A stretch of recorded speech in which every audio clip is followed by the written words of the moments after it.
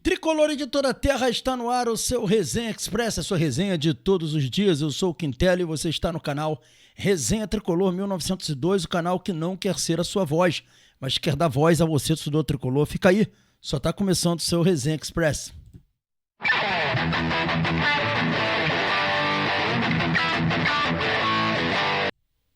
Resenha Express voltando, e eu peço aos amigos e às amigas para não se esquecer de se inscrever no canal, ativar o sininho das notificações e deixar o seu like.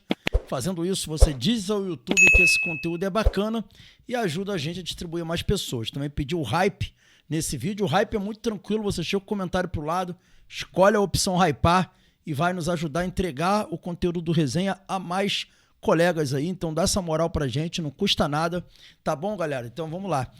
Dando sequência aqui, começando, na verdade, o nosso Resenha Express de hoje com notícias a balde aí do Fluminense, muita coisa rolando, né? Savarino ontem foi o negócio, né? Ninguém imaginava que Savarino ainda poderia voltar pro Fluminense. Ontem aconteceu um cenário assim completamente bizarro. O Savarino estava relacionado pro jogo do Botafogo, quis vir pro Fluminense, enfim. A gente vai falar disso. A gente vai contextualizar toda essa informação para vocês e trazer para vocês uma informação do canal aqui, uma informação de bastidor para vocês. E aí a gente vai chegar lá. Vamos começar falando aqui rapidamente sobre o pré-jogo. Pré-jogo não, né? Sobre a provável escalação do Fluminense para a partida de hoje. Né? Não vou fazer com pré-jogo, com arbitragem, essas coisas, porque hoje tem muita notícia. Senão eu ia ficar aqui fazendo um vídeo de 20 minutos, eu não quero isso não. Quero um vídeo que não seja de 20 minutos. Mas vamos lá, vamos para a provável escalação do Fluminense para o jogo de hoje. Depois tem Serna também para falar. Enfim, tá cheio de informação. Galera, o Fluminense hoje vai para campo com essa escalação que está aqui definida no GE. Ó. Fábio no gol, Samuel Xavier, Ignácio, Freitas e René. Martinelli, Lúcio Acosta e Ganso. 2 meias e um volante só, olha isso. Matheus Reis, Canobi e Everaldo. Lembrando que o Lúcio Acosta já falou que já jogou de 8, né? Já teve a característica de jogar de 8, que gosta e tudo mais, mas assim, não tem corpo para combate, né? Na hora de combate, de duelo, fica ruim pro Acosta, né? Enfim, mas vai jogar ali, acredito que vai ser meio que um meia de ligação ali. O Matheus Reis, esse sim tá ganhando espaço, porque você vê aí, o Matheus Reis já aparece no ataque como opção. Então isso denota que o Matheus Reis está ganhando espaço, porque a ideia era colocar um time, praticamente o time principal, e o Matheus Reis entra ali no lugar que teoricamente seria do Serna. Ou seja, o Matheus Reis vai ganhando espaço e oportunidade baseado nos bons trabalhos que fez anteriormente.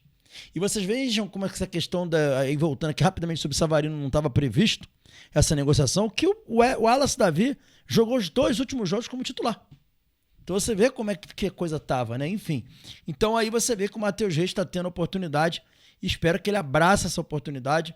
A lamentar aí a escalação do Everaldo como titular. Everaldo que, olha, pelo que eu tô vendo, vai ter vaia antes mesmo de entrar em campo. No Conexão Tricolor de ontem a gente fez uma enquete se era certo vaiar antes do jogo começar e, cara, foi assim unânime, irmão, unânime, todo mundo dizendo que tinha que vaiar, que tinha que fazer, que tinha que acontecer, enfim. Situação devastadora aí do Everaldo. Galera, vamos falar agora aqui, né, voltar num outro assunto que é o seguinte, né, a gente falou aí sobre a provável escalação do Fluminense, falei que não vou me estender muito sobre o pré-jogo, né, até porque não é um grande jogo, e também porque senão a gente vai ficar aqui até amanhã. Porque a gente tem assunto para tratar. Ontem falou-se, né? Ontem foi muito noticiado, né? Do interesse, da sondagem do Fluminense pelo Richarlison e do interesse do Fluminense no Alejandro, tá? E quem trouxe essas informações foi o canal do meu amigo Rodrigo Dias, do canal Ligados no Flu, que é um cara muito sério, né? E o Rodrigão trouxe essas informações aí. Eu vou começar aqui trazendo a informação do Richarlison.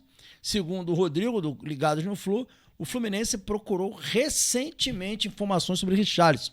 A ideia era oferecer um empréstimo com opção de compra, mas o Tottenham pede 30 milhões pelo jogador, 30 milhões de euros. Inviável. Ele continua dizendo que Alejandro do CSKA também foi sondado pela diretoria do Fluminense. Então o Fluminense sondou o Richarlison e o Alejandro. O Richarlison, como vocês estão vendo, situação muito complicada, né? 30 milhões é impossível de euros. E assim, as informações que surgem na Europa dão conta de que o Tottenham vai liberar o jogador já no meio da temporada. Assim. Agora, esse liberar quer dizer o quê? Quer dizer que ele vai liberar o jogador para negociar contra o clube sem custo?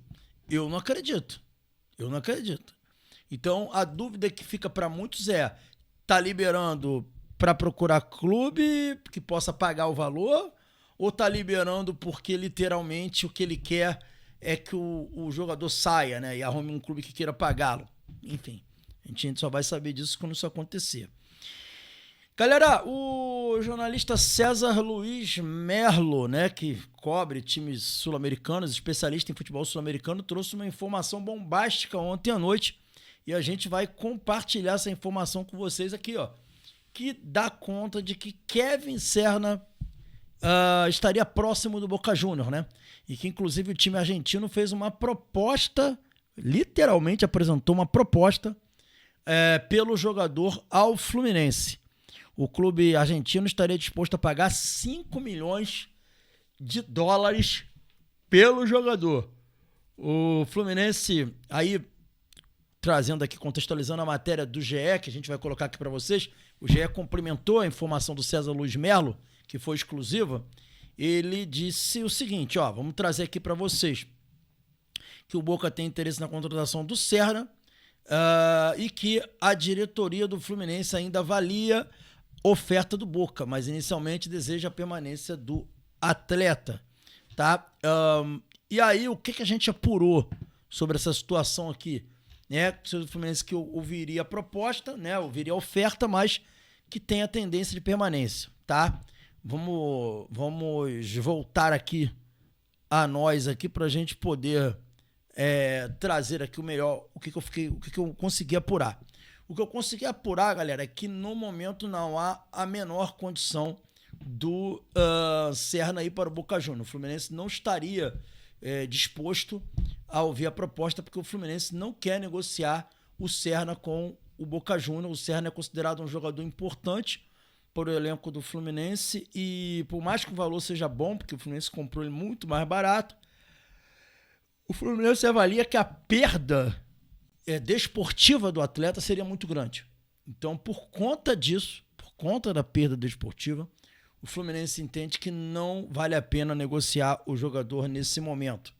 Essa é a situação, então, do Serna. O Fluminense não quer negociar o jogador com o Boca Juniors. Provavelmente essa negociação não irá acontecer, porque o jogador está nos planos do Fluminense para essa temporada. Ok? Agora vamos para a novela Savarino. Novela Savarino, ok? Vamos lá para a novela Savarino. E fico pensando aqui por onde eu começo. Galera, o GE, na tarde de ontem, trouxe a informação de que Savarino estaria muito próximo do Fluminense e que o jogador, inclusive, havia pedido à diretoria do Botafogo para não jogar a partida de ontem contra o Volta Redonda, porque o jogador já tinha um acordo com o Fluminense, ok? E aí a informação saiu no fim da tarde, pegou todo mundo de surpresa, uma bomba, né? Com o tempo foram surgindo outras informações a respeito desse negócio, mas acho que melhor do que o técnico do Botafogo para falar sobre o que aconteceu, não tem, né? E o que ele falou, né? Que o jogador estava relacionado, normal, né? E 15 minutos antes da palestra, que ele iria dar, o jogador pediu para não jogar. E explicou que estava praticamente já tudo certo com o Fluminense, não queria jogar a partida. Inclusive tem imagem na internet da camisa dele no vestiário lá e ele não foi para o jogo. Bem, para falar dessa decisão do Savarino, e a gente já tem algumas informações a respeito, a gente não pode esquecer de falar do contexto dessa negociação.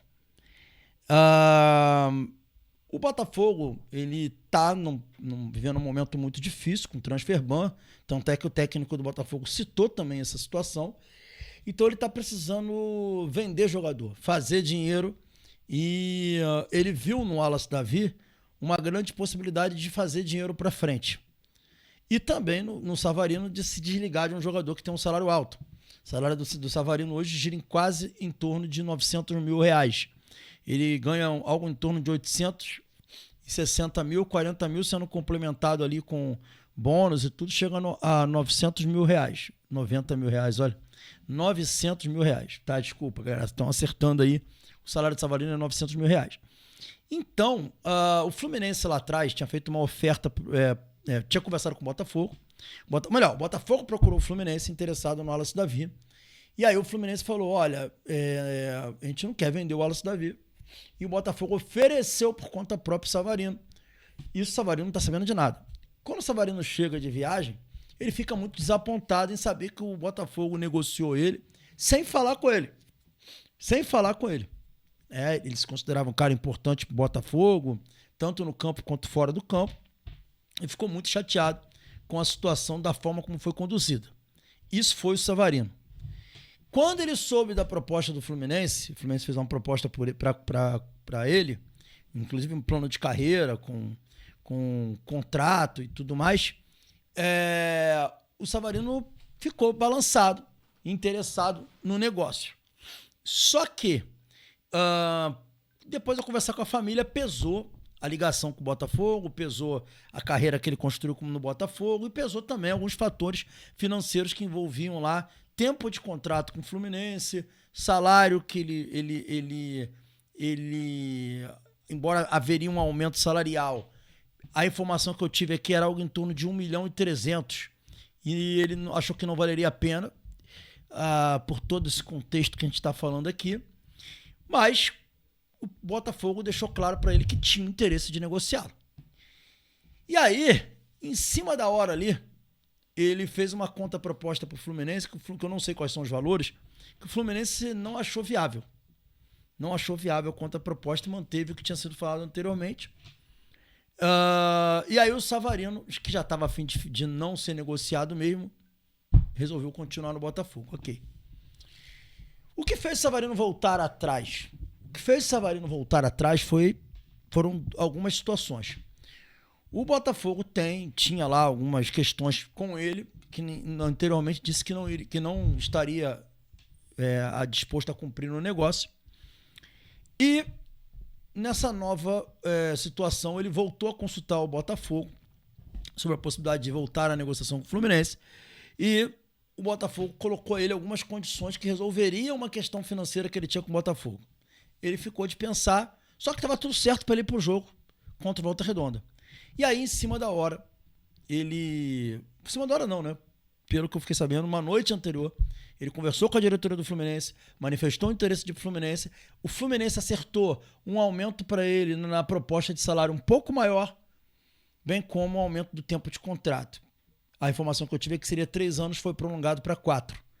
E aí foi feito o negócio. O jogador já comunicou à diretoria que não queria jogar a partida e depois comunicou ao treinador e por isso ele voltou atrás. Então foram questões, sempre é questão financeira, sempre é questão de carreira que no final das contas pesa. A proposta para ele foi muito boa e aí no fim das contas o salário do Savarino vai ser 1.500.000, um cara que ganhava 900 mil vai ter um aumento de 600 mil, um aumento muito bom para o Savarino. No final das contas foi bom para o Savarino, foi bom para todo mundo, o Fluminense, o próprio Botafogo precisava se desfazer do jogador. Acho que ele tem 29 anos, fez esse ano 4 anos de contrato, ele termina com 33, não acho nada exagerado, tá? Então acho que acabou sendo um bom negócio, que pese também a saída do Wallace Davi, que é um jogador que eu tenho expectativa de que seja um excelente jogador no futuro, mas é uma expectativa, a gente não tem nenhuma garantia disso. Então o negócio acabou sendo bom para todo mundo, né? Um fator muito importante, informação muito importante, vocês vão ver aí que o negócio girou em torno de 7,5 milhões de euros, mas na verdade está embutido nisso o valor do passe do Wallace Davi também. Então, na verdade, isso foi praticamente abatido. O Fluminense teve que dar de diferença algo em torno de 1.500.000, podendo chegar a 2 milhões de reais. E volto a falar por conta do próprio passe do Wallace Davi, que estava mais valorizado até do que o Savarino, por ser um jovem. Então, no final das contas, não teve tanto custo assim. E essa foi a situação. entendeu? E o Savarino pegou a todos de surpresa, porque, embora tivesse conversado com a diretoria do Botafogo, ele estava combinado de que jogaria, que ia pensar ainda se iria querer retomar ou não as conversas com o Fluminense. Pois bem, hoje ele retomou a conversa, ontem ele retomou as conversas pela manhã, e aí resolveu tudo e não foi pro jogo. É isso que aconteceu no caso Savarino. Agora é ver aí quando é que ele vai ser apresentado. Eu espero que consiga jogar no Fluminense o que ele jogou no Botafogo. Beleza, galera? Esse foi o Resenha Express. Saudações tricolores, fiquem com Deus e até o nosso próximo vídeo, tá bom? Hoje tem pós-jogo, terminou o jogo do Fluminense, vem pra cá que tem um pós-jogo logo que termina e eu acho que vocês vão gostar. Você que ainda não conhece, tem que conhecer o nosso pós-jogo. É um pós-jogo muito inclusivo, com análise tática, com análise técnica, com dados da partida. Vem pra cá. Saudações tricolores. Valeu.